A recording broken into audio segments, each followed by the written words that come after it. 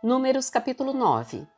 No primeiro mês do segundo ano desde a saída de Israel do Egito, o Senhor falou com Moisés no deserto do Sinai e disse: Instrua os israelitas a celebrarem a Páscoa no tempo determinado, ao entardecer do 14º dia do primeiro mês.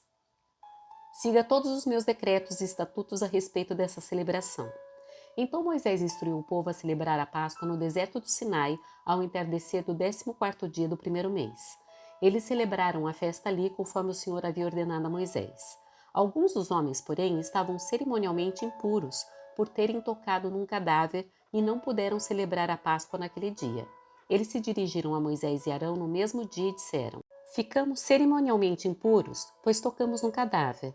Mas por que estamos impedidos de apresentar a oferta do Senhor no devido tempo, como os demais israelitas?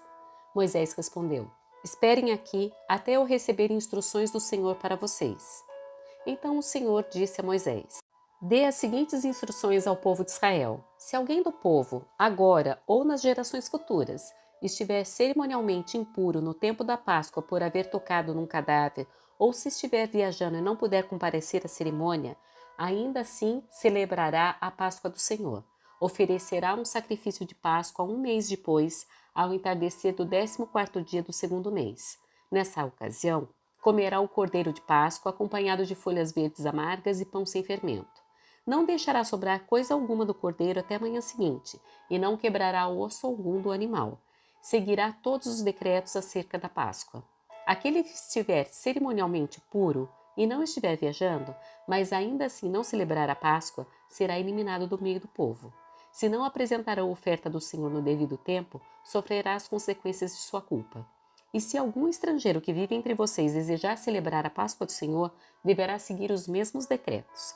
Esses decretos se aplicam tanto aos israelitas de nascimento como aos estrangeiros que vivem entre vocês. No dia que foi armado o tabernáculo, a tenda da aliança, a nuvem o cobriu.